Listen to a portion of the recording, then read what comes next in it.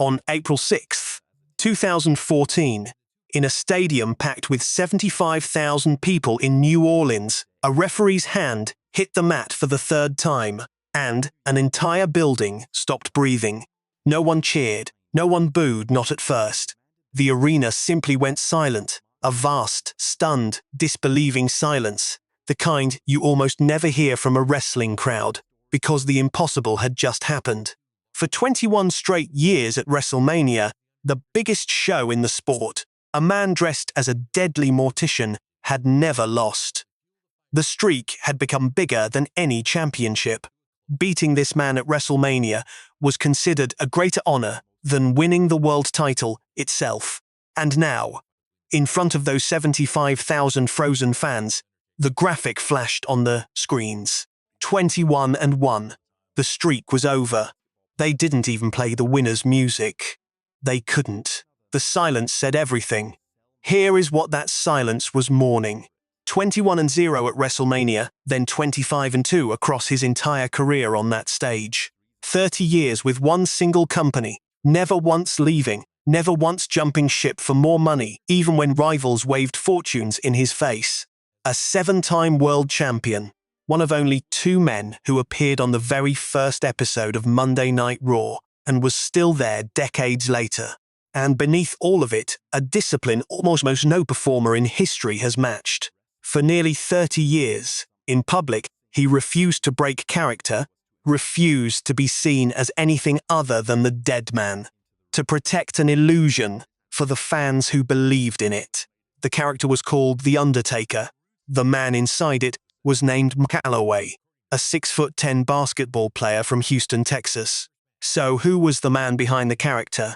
And what did 30 years of loyalty actually cost him? He was born Mark William Callaway on March 24, 1965, in Houston, Texas, the youngest of 5 boys. His father, Frank, was a military man, which stamped the household with a particular kind of order, discipline, respect, and the unspoken expectation that you finished what you started and you did not complain. Those values would turn out to be the foundation of everything the world would later admire about him, long before Owen knew his name. What set Mark apart from the start was simple and enormous. He was huge. He grew toward 6 feet 10 inches tall, a giant of a young man, but unlike so many oversized kids who are clumsy and slow, he was a genuine athlete. He had coordination. He had grace. In a body that size, that combination is a freak of nature, the kind of physical gift that opens doors. The door it opened first was basketball. At Waltrip High School in Houston, the towering teenager starred on the court and the football field, and his size and mobility made him a real prospect on the hardwood. This is the part of the story that gets lost under the hood, and the urn, and the funeral music. Before he was ever a wrestler, Mark Callaway was a serious basketball player, a center who moved like a much smaller man, a kid whose athletic future looked like it might be decided by a ball and a hoop, not a squared circle. But there was something else pulling at him, something the basketball court could never satisfy.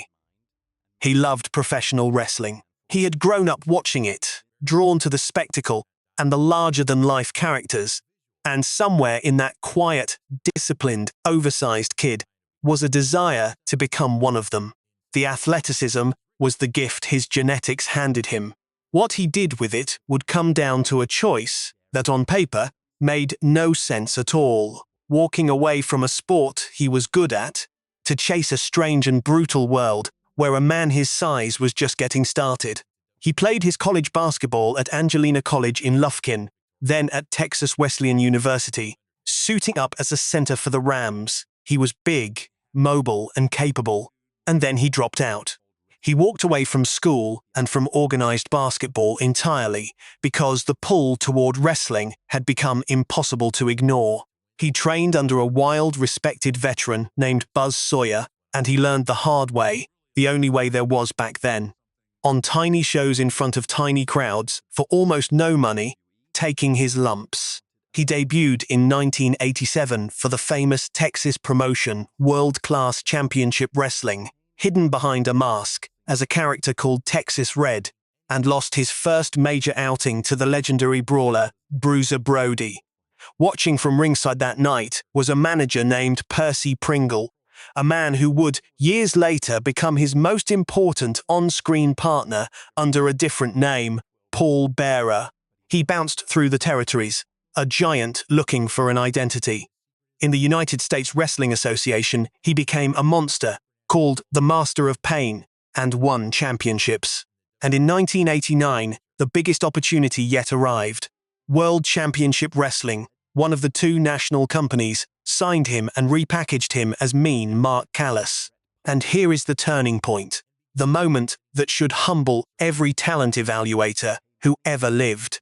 WCW looked at this 6'10" athlete, this disciplined, coachable, naturally gifted big man, and decided he was not a future star. They did not see it. They let him go. That decision would become one of the most expensive mistakes in the history of the business.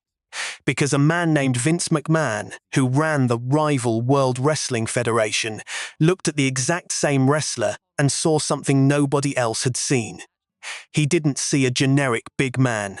He saw a blank canvas of the perfect size and the perfect athletic ability to become something the sport had never had before. He saw a character, and he was about to hand Mark Calaway a gimmick so strange, so risky, so easy to ruin, that in almost any other man's hands, it would have been laughed out of the building within a month. Think about the idea on paper. A wrestler who is supposed to be an undead mortician. A man who walks to the ring in funeral black, moves in eerie slow motion, doesn't react to pain, and carries the souls of his victims around in an urn held by a pale, ghoulish manager. In the colourful, cartoonish, neon world of late 80s wrestling, that concept could have been a disaster. It could have been a joke. It nearly was, on the page. It was not a joke because of the man inside it.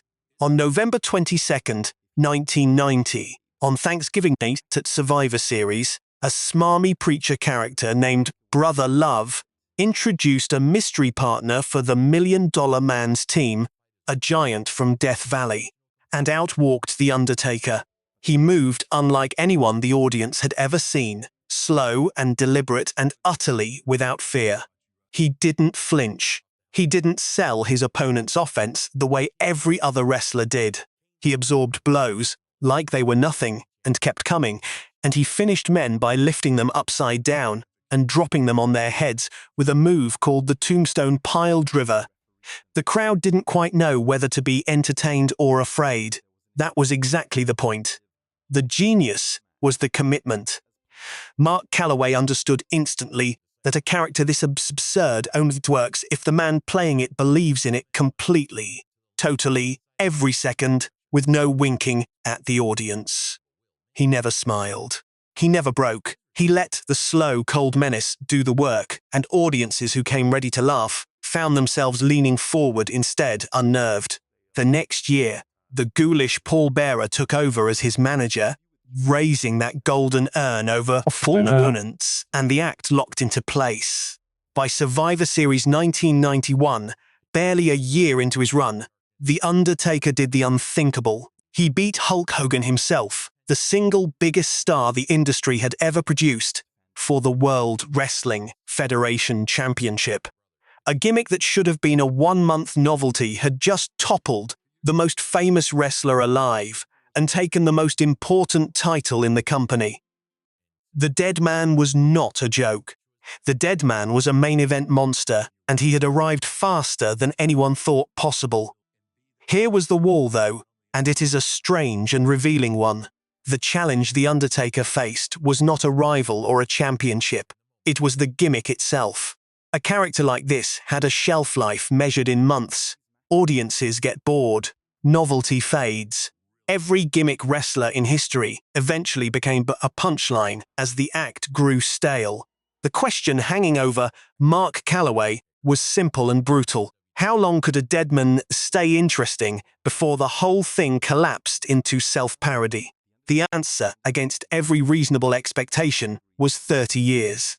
The reason the character survived when it should have died is that the man behind it was willing to keep reinventing it, and willing to stay. when almost everyone else left. Across the 1990s, The Undertaker mutated to survive. He fought in casket matches and buried alive matches, leaning into the morbid theater. He waged one of the darkest, most disturbing feuds the company ever produced against mankind, the deranged alter ego of a wrestler named Mick Foley, a rivalry so violent it climaxed inside a steel cage, suspended high above the ring, the two men brawling on the roof of the structure until one of them went crashing through it. He led a genuinely frightening cult called the Ministry of Darkness. And then, when even the deadman started to feel tired around the year 2000, he did something radical. He killed the supernatural character entirely and came back as the American badass, a tattooed, foul-mouthed, motorcycle-riding biker who rode to the ring blasting heavy metal. It was a completely different man, and it bought the act years of fresh life. Then, when the time was right, he buried the biker and resurrected the deadman all over again. The most important reinvention, though, gave the deadman a family. In 1997, the company unveiled a monstrous masked giant called Kane and told the audience he was the Undertaker's younger brother, horribly scarred in a fire at the family funeral home, a fire the storyline blamed on a young Undertaker himself. Suddenly the deadman had a past, a guilt, a brother who wanted revenge. The two giants would spend years as enemies and uneasy allies, a gothic family saga that ran for the better part of 2 decades and deepened the myth. A gimmick that had started as a single spooky idea now had history, tragedy, and blood. That is how a character survives 30 years. You keep feeding it new stories, and you commit to every one of them as if it were real. Most wrestlers get one character. They ride it until it dies, and then they fade. Mark Calaway had the discipline and the imagination to be several different legends inside one career, and the result was a performer who never went stale across 3 completely different eras of the business. But the deeper evolution was not about gimmicks. It was about loyalty, and it was tested at the worst possible time. In the mid-1990s, the wrestling industry went to war. World Championship Wrestling, backed by a billionaire's money, began poaching the World Wrestling Federation's biggest stars, waiving guaranteed contracts and easier schedules at anyone who would jump. One by one, huge names took the money and left. The company that had made The Undertaker was bleeding talent and very nearly died. He stayed. While others chased the bigger check, Mark Calaway stayed loyal to the company that took the chance WCW wouldn't, and to the man, Vince McMahon, who saw the star nobody else could. That loyalty, more than any single match, is the spine of who he was. And behind the curtain, away from the cameras, that loyalty made him something the public never fully saw, the leader of the locker room. For most of 3 decades, Mark Calaway was the man younger wrestlers were terrified to disappoint and desperate to impress. He was the keeper of the dressing room's unwritten code, the veteran who decided what was acceptable and what was not, the one whose quiet word carried more weight than any manager's. Stars who would later headline the company themselves have described being mentored by him as nervous kids, soaking up lessons about psychology and respect that they were too green to fully understand at the time. He protected the business. He protected the people in it.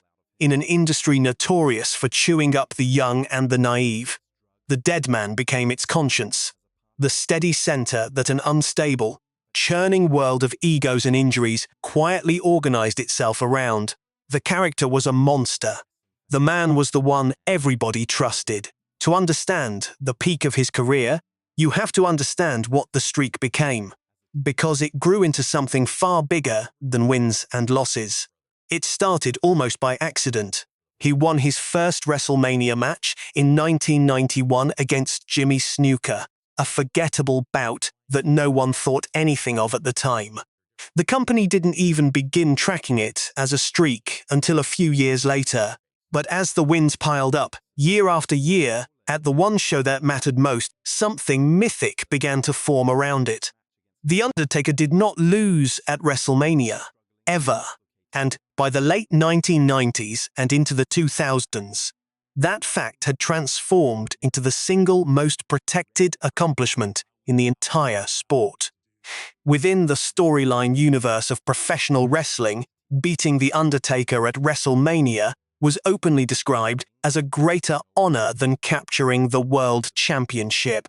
Careers could be made by simply coming close. And the matches built to protect that streak became some of the greatest in the history of the medium. At WrestleMania 25 in 2009, he faced the brilliant Shawn Michaels in a 30-minute masterpiece that many critics and fans still call the single greatest WrestleMania match ever wrestled. Picture the moment that defined it. Michaels is down, and The Undertaker launches his enormous body over the top rope, diving headfirst at a cameraman, and misses, crashing skull-first into the floor. The crowd is on its feet, screaming, certain the streak is finally dead. He survives. Minutes later, Michaels lands his finisher, hooks the leg, and the referee's hand comes down twice, the entire arena roaring at 3, and The Undertaker kicks out at the last possible instant. It was a 5-star classic where the crowd genuinely believed, over and over, that the impossible was about to happen. They demanded a rematch the next year, at WrestleMania 26, this time with Michaels betting his entire career on ending it. He lost, and he retired, mouthing a quiet apology and a word of love before The Undertaker sent him into the sunset. It is still one of the most emotional images the company has ever produced. Then came the Warrior King Triple H, twice, at WrestleMania 27 and 28. The second one inside a steel cage in a match billed as the end of an era, with Shawn Michaels himself as the referee. 3 legends emptying everything they had left. The Undertaker won, extending the streak, but he needed help just to walk out of the arena afterward. Then a defiant CM Punk at WrestleMania 29, in a match supercharged by real grief after the death of Paul Bearer, the man who had carried that urn for decades. The Undertaker won again, 21-0. He had beaten 18 different men on that stage by the end, a roll call of the era's biggest names. He outfought the Brute Batista. He survived the high-flying Edge. He won a 2-on-1 handicap match against 2 large men at once. Every spring, the question returned, and every spring the answer was the same. The Deadman does not lose at WrestleMania. By then, the streak was the beating heart of the entire show. It was the reason a chunk of the audience tuned in. Fans assumed almost unanimously that he would retire perfectly undefeated, 21-0 forever, a record that could never be broken because it would simply be retired into legend. The mythology was complete. The Deadman was immortal. He had spent more than 2 decades building the most untouchable accomplishment in the business, one careful, punishing, sacrificial year at a time. Nobody, not one person in those arenas, was prepared for what was about to happen to the man inside the myth. Slow down here, because this is where the character and the man finally separate, painfully, in front of the whole world. At WrestleMania 30, The Undertaker faced Brock Lesnar, a monstrous, legitimately dangerous former champion. And somewhere in the first 5 minutes of that match, something went terribly wrong. Mark Calloway took a hard bump and suffered a serious concussion. The immortal Deadman was, in that instant, just a 48-year-old man with a scrambled brain, trying to finish a match he would later say he cannot remember at all. He has spoken about it since. His last clear memory of that entire night is a conversation with his wife backstage in the afternoon. Everything after that is gone. He wrestled the most shocking match of his life on pure broken instinct, his body moving while his mind was somewhere else entirely. And so the streak did not end in a blaze of glory. It ended in a fog. Lesnar lifted him and dropped him. The referee counted 3, and the building went silent. No music played. The screens read 21-1. Somewhere in that ring, a concussed man who didn't fully know where he was had just watched 23 years of myth evaporate, and he had to be helped to the back, where, by accounts, he sat slumped and disoriented, the immortal character utterly mortal. And there is a final quietly devastating detail. By several accounts, including his own reflections afterward, The Undertaker walked into that match believing he was going to win, that the streak was going to continue, and only learned the outcome had changed when he arrived at the building. So the man who carried 23 years of myth on his back went out to protect it, got his brain scrambled in the opening minutes, and lost the most sacred accomplishment of his career, while concussed and unaware, in a match he would never be able to remember. There is no Hollywood ending in that. There is only a real human being, hurt and confused, doing his job while the legend dissolved around him. That is the human moment, and it is almost unbearably honest. For decades, the fans had been allowed to believe in something that could not die. But the thing carrying that illusion was always a real human being, a man with a brain that could be rattled, and a body that could break, who had given his health, piece by piece, to keep the dead man standing. The streak was a story. The concussion was real. The price had always been real. That night, in front of 75,000 silent people, the bill finally came due in public. After that, the end came slowly, and it was hard to watch because by now everyone understood exactly what they were watching. A real man, in real pain, refusing to stop. A documentary called The Last Ride pulled back the curtain on the final years, and it showed something the character had hidden for 30 years. It showed Mark Calaway struggling to walk. It showed the hip that had to be surgically replaced, the body that had been ground down by 3 decades of pile-drivers and falls, and giant bodies crashing into his. It showed a proud man wrestling with the hardest question an athlete ever faces. How do you walk away from the only thing you have ever been? He kept trying for one more perfect match, one ending worthy of the legend, and his body kept refusing. You watch a man who had been an unstoppable monster on screen wince getting out of a chair, and the contrast tells you the whole story of what this career actually cost. Every entrance that made an arena gasp, every slow walk through the smoke, had been paid for in cartilage and bone.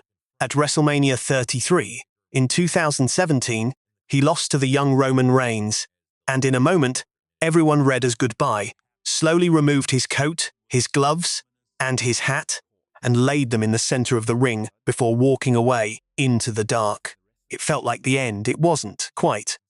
In 2020, with the world shut down by a pandemic and arenas empty, he wrestled one final, strange, cinematic battle filmed like a movie, called the Boneyard Match, and finally got an ending he could live with.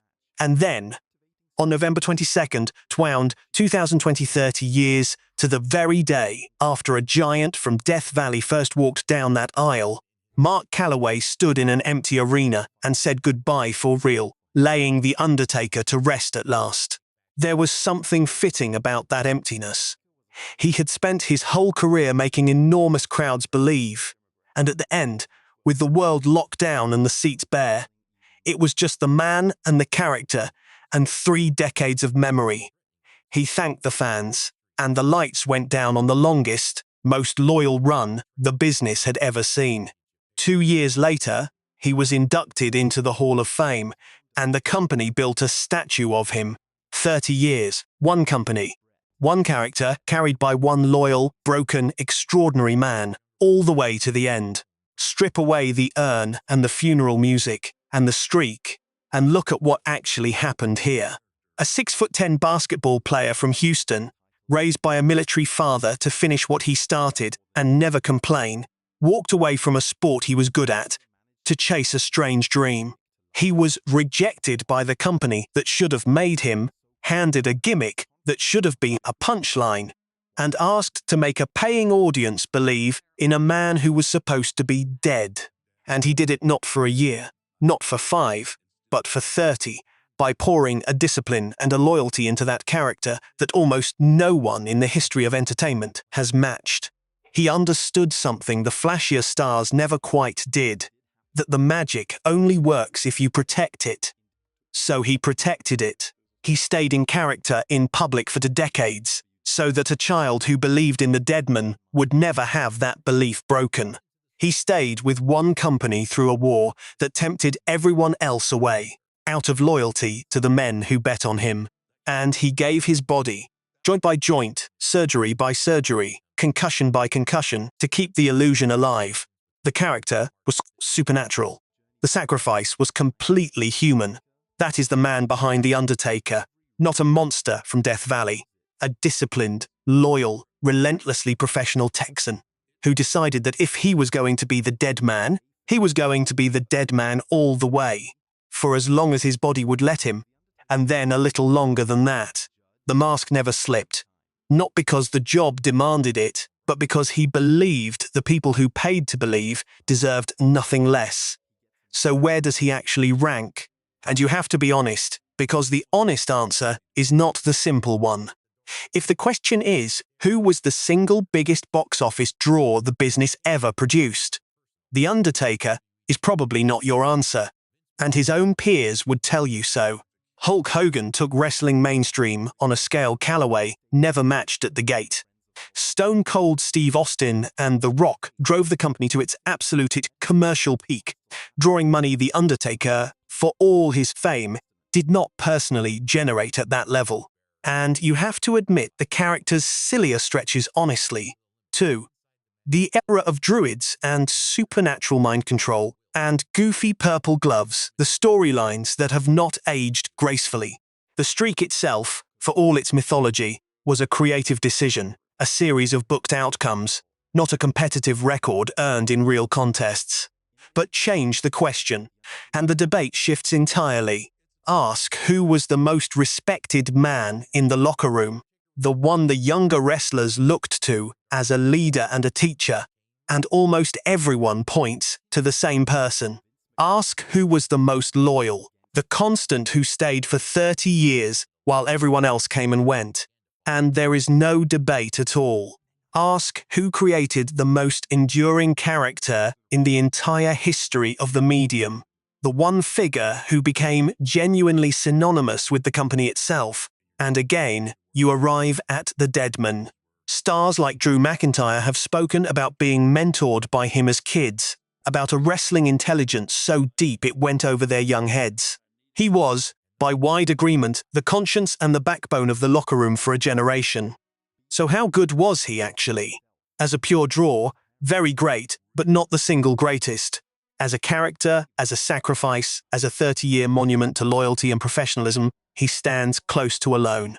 The honest verdict fits a man who spent 3 decades protecting an illusion. The Undertaker may not have been the biggest star wrestling ever made, but he may well have been its soul. Hogan sold the most tickets, Austin drew the most money. The Undertaker, quietly, loyally, painfully, became the thing the whole company was measured against, and the last man standing when the lights finally went out. A basketball player from Houston put on a dead man's coat, and for 30 loyal, sacrificial years, refused to take it off, until his own body forced his hand and a silent arena watched the myth become a man. But inside that steel cage in 1998, the man who fell from the top of it, who threw his own body off a structure 20 feet in the air and somehow stood back up, sacrificed more flesh and bone for this business than almost anyone who ever lived. Next time, we tell the story of Mick Foley, the man with 3 faces and a missing ear, and how far a human being will go for a moment the crowd will never forget.